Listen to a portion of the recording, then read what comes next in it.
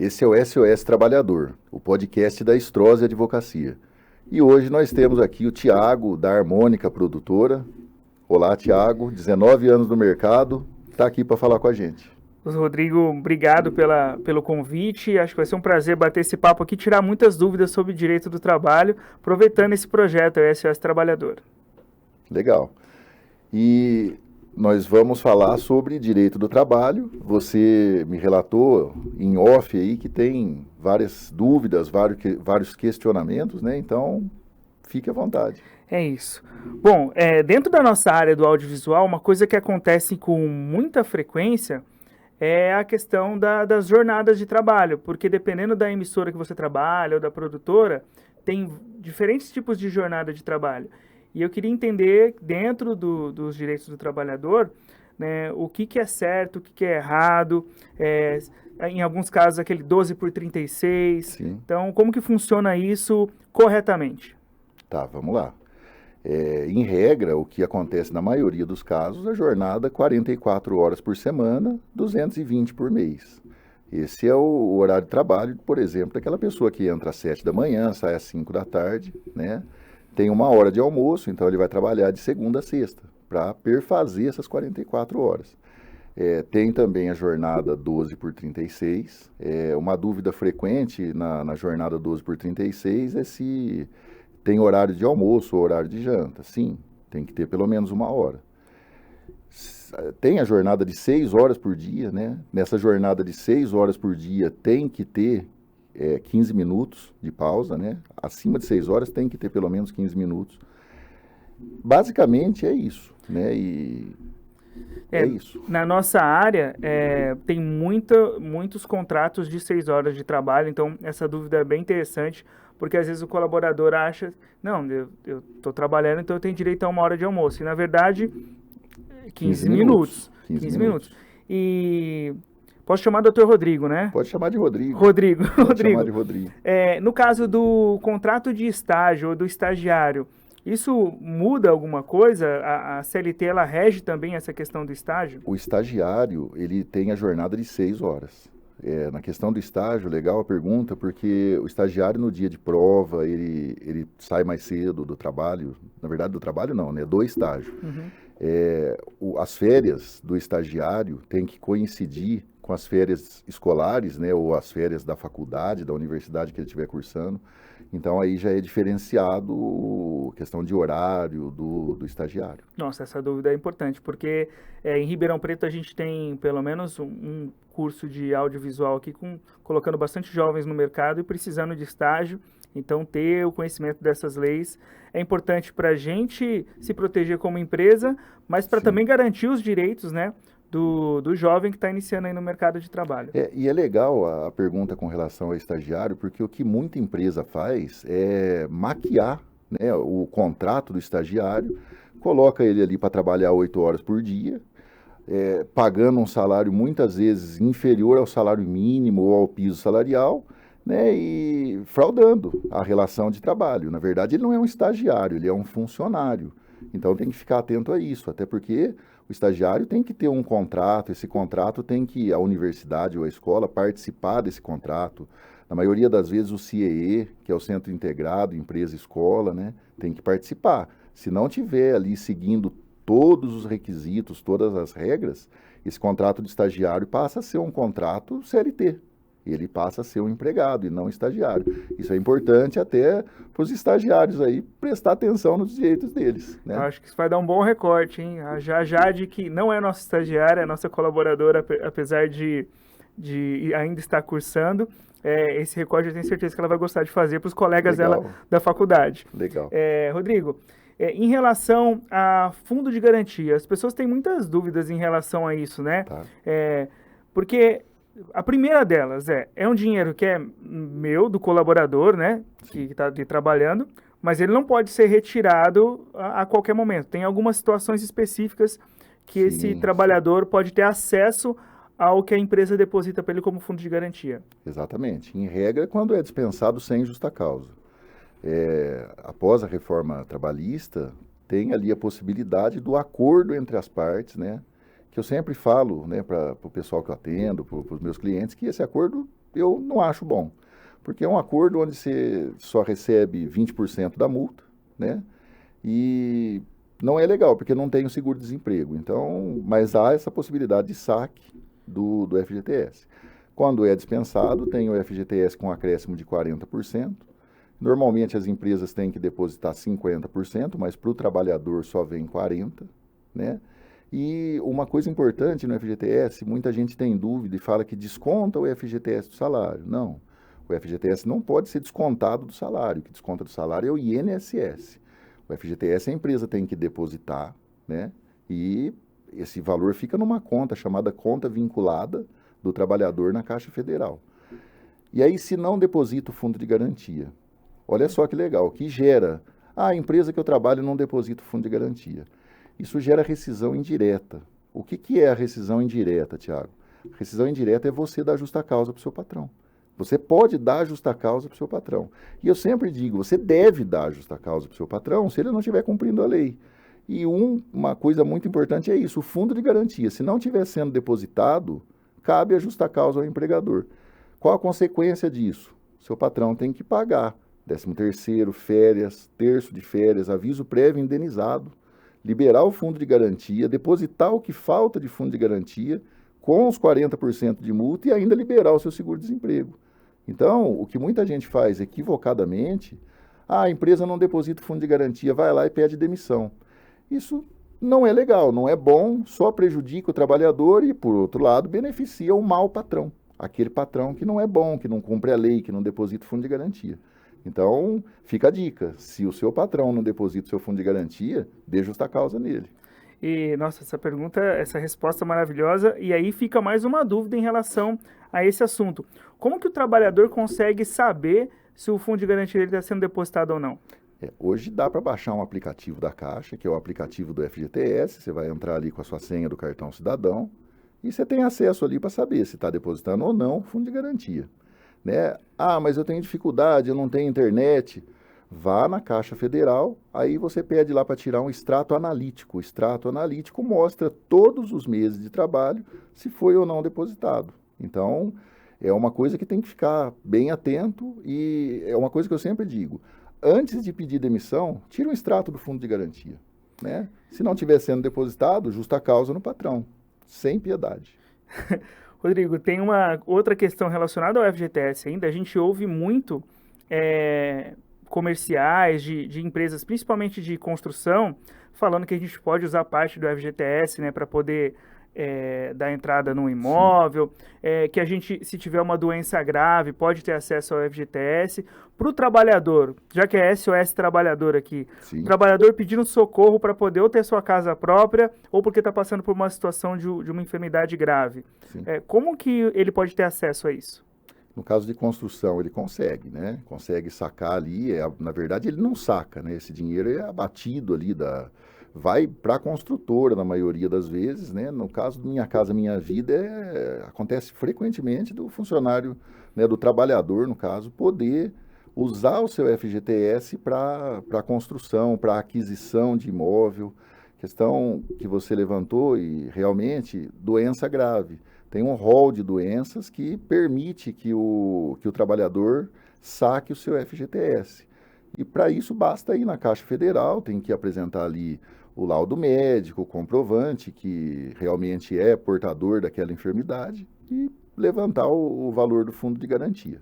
No caso de morte, a família recebe, no caso os herdeiros, né, a esposa na maioria das vezes, ela vai dar entrada primeiro na pensão por morte, no INSS, vai ter ali uma certidão que autoriza ela a sacar o FGTS. Se ela não tiver direito à pensão, aí tem que entrar com pedido de alvará, né, e sacar, consegue levantar o dinheiro normalmente também. Por aposentadoria também levanta o FGTS. Aposentou, chegou a cartinha lá do INSS, ele vai na Caixa Federal e levanta os valores que ele tiver lá, de fundo de garantia e PIS, inclusive. Rodrigo, você citou uma coisa que em uma das situações, o colaborador ou o dependente, o cônjuge, precisa desse alvará. Sim. Só mediante um advogado de confiança, esse alvará. O alvará, ele é requerido na justiça, né? Então, é aconselhável que ele procure um advogado, se não tiver condição de pagar esse advogado, ele vai na assistência, lá na OAB, normalmente, eles vão nomear um advogado que vai fazer esse pedido para ele. Perfeito. Falando ainda sobre esses processos rescisórios, né, as rescisões, tem uma coisa que sempre gera alguma dúvida que é referente a cumprir o aviso, né, o aviso prévio. Sim. Como que funciona isso? É obrigatório cumprir esse aviso? Eu posso não cumprir esse aviso? E quais são as consequências sendo um trabalhador? Legal a pergunta. É uma pergunta que vai se estender a resposta porque é um tema bastante amplo. Aviso prévio. Pedido de demissão. 30 dias de aviso. Qual o horário que sai? Porque as pessoas confundem isso. Ah, mas eu posso sair 2 horas mais cedo? Não. Quando pede demissão, não. Tem que cumprir o aviso? Sim. Qual a consequência de eu não cumprir? Você não cumpriu o aviso, o empregador vai descontar 30 dias de aviso da sua rescisão. Né? Você pedindo demissão, você já não tem ali o fundo de garantia, que vai ficar retido, não tem o seguro-desemprego, e ainda vai ter ali 30 dias de aviso prévio descontado da sua rescisão. Se você faltar esses 30 dias do aviso, pior ainda, porque vai descontar também nas suas férias. Você vai acabar perdendo o direito às férias. No caso de demissão, o patrão mandou embora, aviso prévio, 30 dias, se a empresa quiser que você cumpra. Nesses 30 dias você pode fazer opção, isso é opção do trabalhador, não é opção do patrão. Nesses 30 dias, ou você trabalha o horário normal por 23 dias e recebe os 30, quer dizer, 7 dias vão ser indenizados, ou você sai 2 horas mais cedo. Aí você trabalha os 30 dias. Ah, mas por que sai 2 horas mais cedo? Justamente para você poder procurar emprego, né? Ou você sai 7 dias antes, ou 2 horas mais cedo. É isso aí, o aviso prévio é dessa forma. Detalhe importante também, pedir demissão, porque arrumei um novo emprego. Legal. O patrão pode descontar o aviso? Pode. Ele pode descontar o aviso. E aí as pessoas às vezes falam, ah, mas a empresa que eu vou entrar me deu uma cartinha ali dizendo que eu vou começar a trabalhar lá. Tudo bem, mas o patrão pode descontar o aviso, infelizmente. Ele não pode descontar o aviso se ele te dispensou do trabalho. E aí você, no curso do aviso prévio, arrumou um outro emprego, ele tem que te liberar do cumprimento do aviso. No caso de pedido de demissão, não. Dentro ainda do aviso prévio, a questão dos benefícios, por exemplo, um vale alimentação e um vale transporte, eles são normais durante o aviso prévio? Sim, sim. Enquanto você está cumprindo o aviso, você continua funcionário da empresa. Muitas empresas fazem isso, né? Dispensa o trabalhador, a trabalhadora e fala, você perdeu o vale alimentação porque você está cumprindo o aviso. Esse mês você não tem a cesta básica, né? Esse é o mau patrão. Né, que além de dispensar a pessoa, pôr na rua, vamos dizer assim, ainda tira ali o direito básico dela, de um convênio médico, de uma cesta básica, de um vale alimentação, um vale transporte. Isso permanece normal. Enquanto você está cumprindo o aviso, você continua sendo funcionário da empresa. Nossa, eu quero navegar um pouco mais sobre essa questão do aviso prévio. Vamos lá.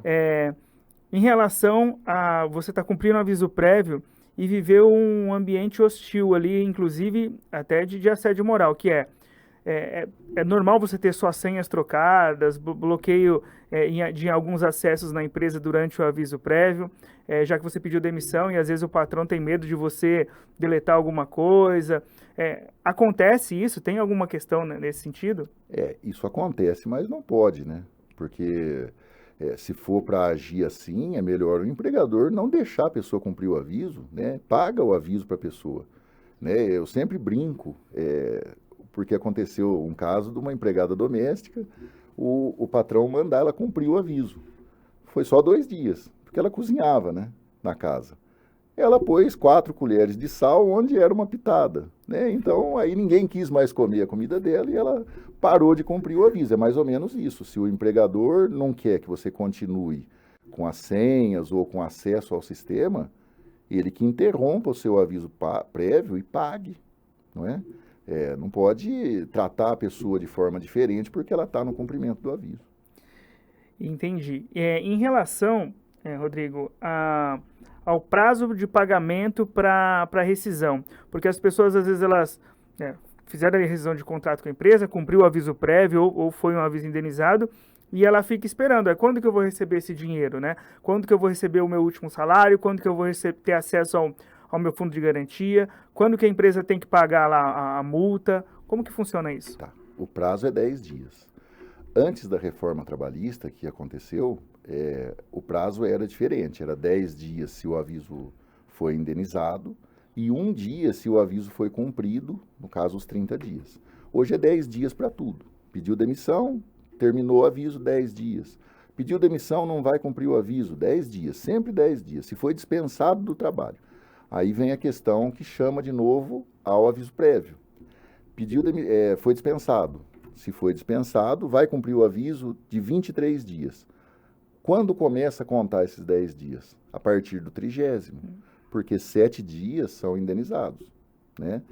O patrão mandou parar direto, 10 dias. Mas tem que tomar cuidado nessa situação dos 23 dias. Quando cumprir 23, 7 dias são indenizados e vai receber só 10 dias depois.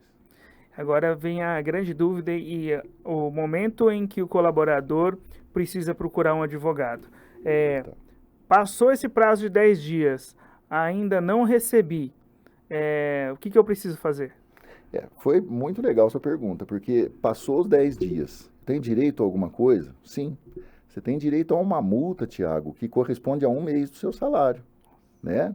Então, acontece muito. O patrão paga 12 dias, 11 dias depois, 13 dias depois.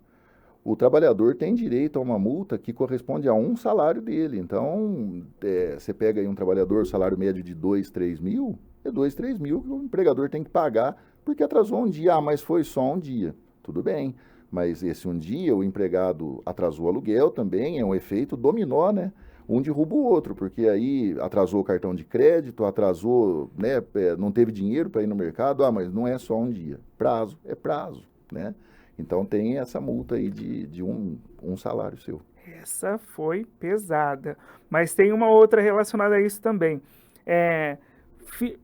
A empresa fez o acerto e eu não entendi, discordei do acerto que foi feito. Qual que é o próximo passo? Eu acho que fui lesado. Procurar um advogado, né, para conferir.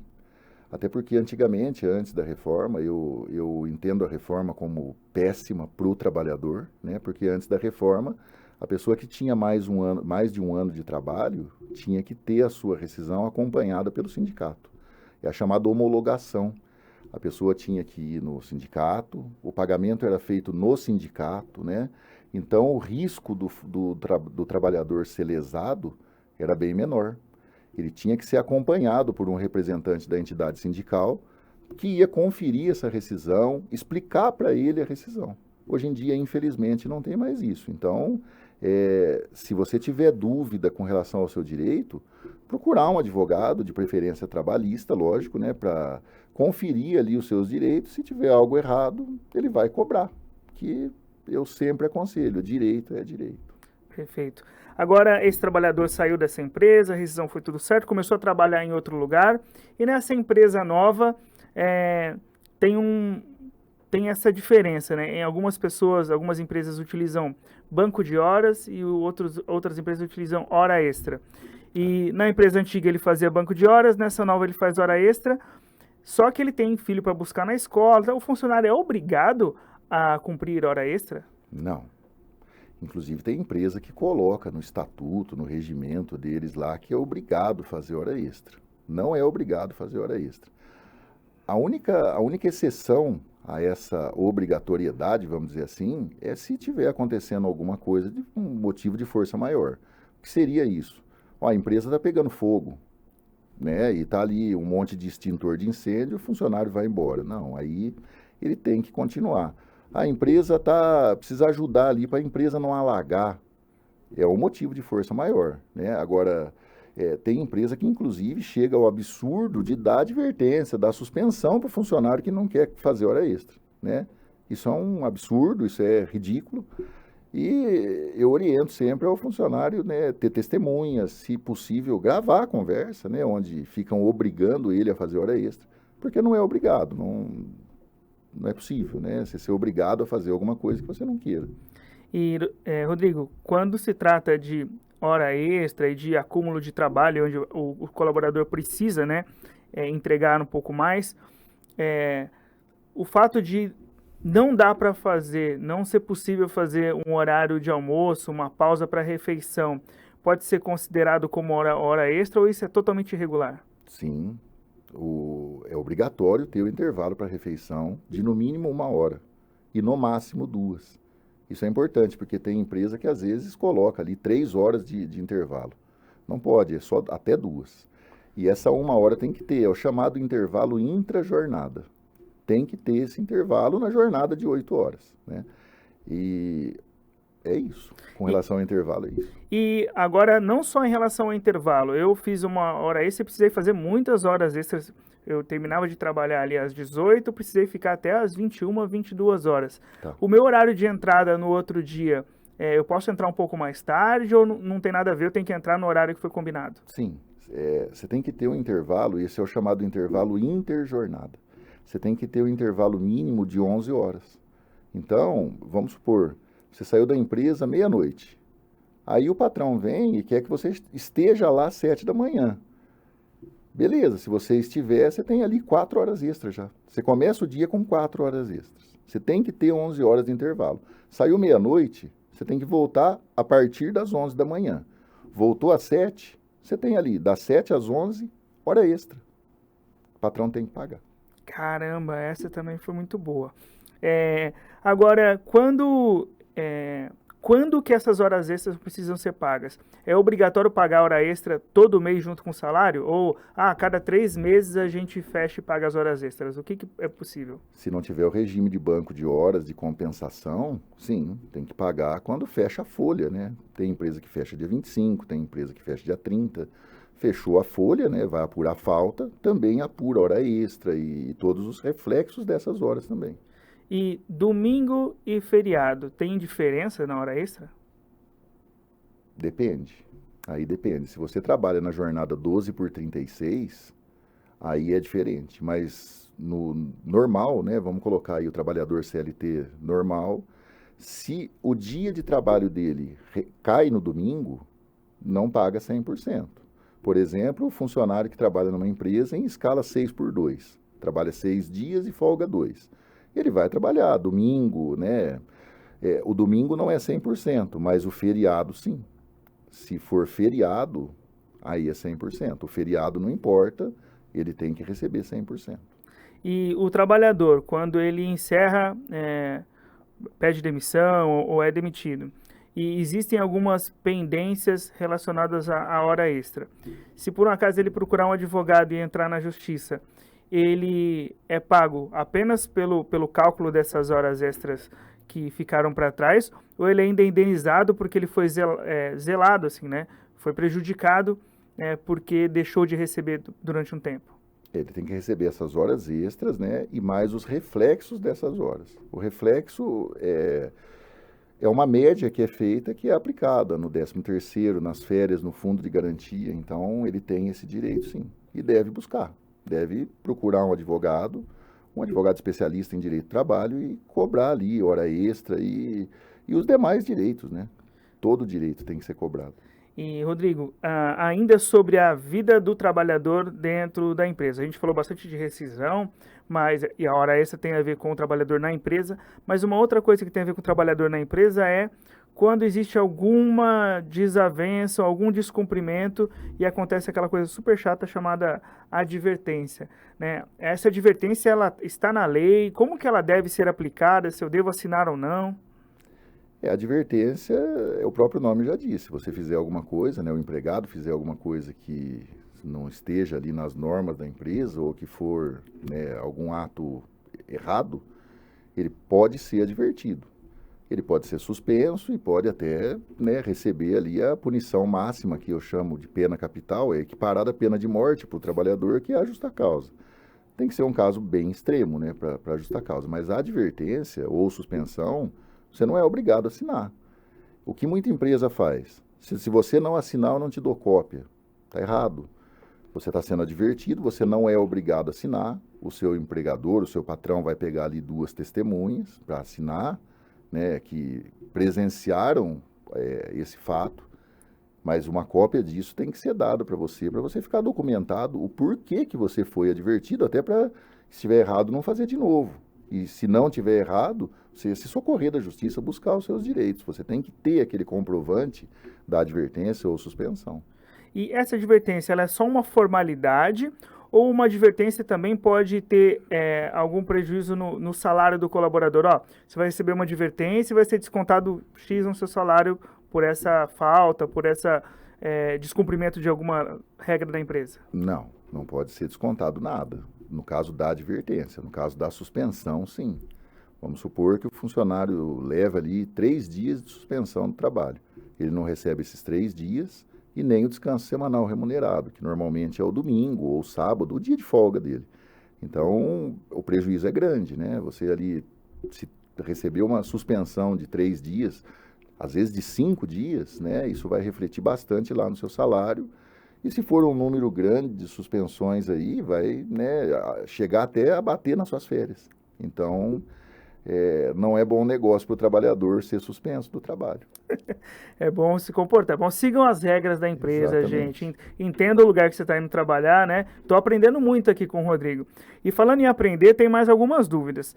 Uma coisa que a gente vê acontecendo e na área, né, do audiovisual, eu vejo que isso acontece com alguma frequência, e talvez não deveria, você entra numa empresa com um cargo baixo, assim, editor júnior ou editor básico ali. Tá. E a empresa vai crescendo e você, como você está há mais tempo na empresa, você passa a ser responsável por outros editores e por estagiários. E aí você internamente é promovido como editor master ou como editor-chefe. Exemplo. E só que essa promoção, essa responsabilidade sobre outras pessoas, ela vem só em forma de título, mas ela não vem com uma compensação salarial. Tem alguma regra relacionada a isso? Quanto que um supervisor daquela área tem que ganhar mais que o colaborador que ele supervisiona? Isso depende bastante de convenção coletiva, né? Sindicato. Teria que ver se nessa área tem um sindicato, bem provável que sim, e o sindicato coloca ali piso salarial, né? Então, isso acontece muito, por exemplo, em empresa metalúrgica. Tem ali o cidadão que é soldador, só que ele está registrado, por exemplo, ali como serviços gerais. Então, esse é o chamado desvio de função, né? Ele é desviado de função. Mas nesse caso do cargo, teria que ver a função se existe um piso salarial. Por exemplo, restaurante. Acontece com frequência, a pessoa está ali como auxiliar de cozinha, mas ela é a cozinheira, ou ele é o cozinheiro, né? E o piso salarial é diferente. O piso do funcionário, vamos dizer assim, como o sindicato trata o funcionário qualificado, que é o funcionário que tem aquele cargo que ele vai, né, comandar a cozinha, vamos dizer assim, do restaurante. O salário dele é diferenciado. Então, tem que ficar atento a isso, ao sindicato, verificar o sindicato da categoria profissional e ali ver na convenção coletiva se tem um piso salarial e certamente vai ter um piso para cada função diferente ali dentro do audiovisual que você disse. Agora eu tenho uma dúvida que isso aconteceu, é um fato. Tá. Um colega de trabalho estava prestando serviço para uma empresa, regime CLT, e ele recebia o salário que foi combinado, estava tudo certo. Só que quando ele foi dispensado, ele descobriu que na carteira de trabalho dele, o registro dele era totalmente diferente da função que ele cumpria. E isso o prejudicou porque ele ia entrar numa outra empresa que exigia X anos de experiência naquela área. E ele não conseguia comprovar isso por documento, talvez só com uma testemunha, porque a empresa registrou ele numa outra função diferente. Quando ele foi questionar o antigo empregador, ele disse: na época não deu, porque se eu te registrasse nessa função exata, o piso era muito maior e ia prejudicar. Ele tem que entrar com uma ação, né, trabalhista, sem dúvida nenhuma. Nessa ação trabalhista ele vai pedir ali, ele vai pleitear a alteração da anotação na carteira de trabalho dele, para que se coloque o cargo efetivamente exercido, né? Acontece bastante realmente isso aí. E pleitear também e principalmente a diferença de salário, né, do piso salarial, o salário que ele recebia para o salário que ele deveria receber e a empresa não pagava. Isso acontece muito. Agora, uma outra situação que também acontece muito na área do audiovisual, e a gente tem bastante dúvida, é a empresa quer contratar o colaborador, mas não em regime CLT, quer contratar como MEI. Quais são os cuidados que a empresa precisa ter e que o trabalhador tem que ter para diferenciar esse vínculo CLT-MEI? Excelente pergunta, Tiago. Isso é muito importante. Essa é a chamada pejotização da relação de trabalho. O que acontece? A empresa contrata, ele é empregado, né? Cumpre horário, né? É subordinado, não pode se fazer substituir. Por exemplo, ele não pode mandar o irmão dele ou outro profissional da área trabalhar no lugar dele naquela empresa.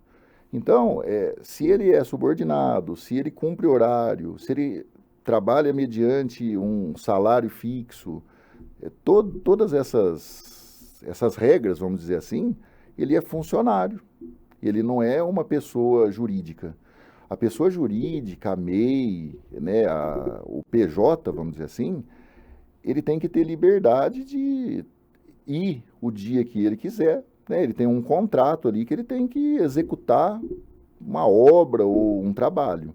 Então, ele não tem horário para cumprir, ele não tem que obedecer ordem, ele não tem chefe, ele não tem patrão. Essa é a pessoa jurídica. E isso é muito frequente. A empresa contrata, manda a pessoa abrir uma MEI, ou às vezes nem manda, o próprio escritório da empresa abre uma MEI em nome da pessoa, faz um contratinho ali, na maioria das vezes fajuto, né? É um contrato, é uma fraude isso, e coloca para a pessoa, olha, você vai entrar às 8 da manhã, sair às 6 da tarde, tem 1h30 de almoço, de sábado você entra às 8, sai a meio-dia. Então, ele não é um PJ, ele é um empregado, ele é um funcionário, com direito a 13º, férias, terço, fundo de garantia, 40%, seguro-desemprego e o mais importante, o registro na carteira, né? Que isso aí vai contar até para a aposentadoria dessa pessoa. Eu estou quase finalizando as minhas dúvidas, mas ainda tem uma relacionada a isso. E quando o colaborador, e hoje a gente está falando de muitos jovens, né, entrando no mercado de trabalho, principalmente na área do audiovisual, ele prefere a questão de ser um prestador de serviço com a MEI, porque ele realmente não tem interesse em ter o registro, né, na carteira, ele não está pensando ali na aposentadoria, e ele sabe que o valor que ele vai receber, se ele for MEI, vai ser maior do que se ele fosse CLT. E para ele é mais importante o salário do que os direitos. Como que a gente deve agir nesse caso? No caso da empresa? No caso do trabalhador. No caso do trabalhador.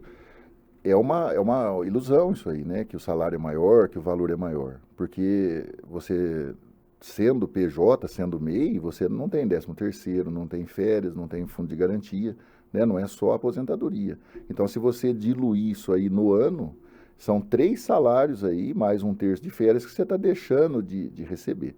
Então, é uma ilusão, né? De que o salário é maior. Mas acontece. Então, no caso aí, para ser legal isso, para não ser ilegal, não tem que ter subordinação e nem cumprimento de horário, né? Não tem, e pode mandar outra pessoa no lugar. Se não for assim, é empregado. Não tem conversa, não tem. É isso, eu acho que eu aprendi muito aqui hoje, para mim, para minha empresa, para minha vida, e também para orientar os meus amigos para que eles nessa área do audiovisual também não passem apertos. E eu sei que se eles tiverem alguma dúvida, eles podem procurar um advogado de confiança. Deve. É isso aí, Tiago. Então, estamos encerrando aí mais um episódio. Fiquem com Deus.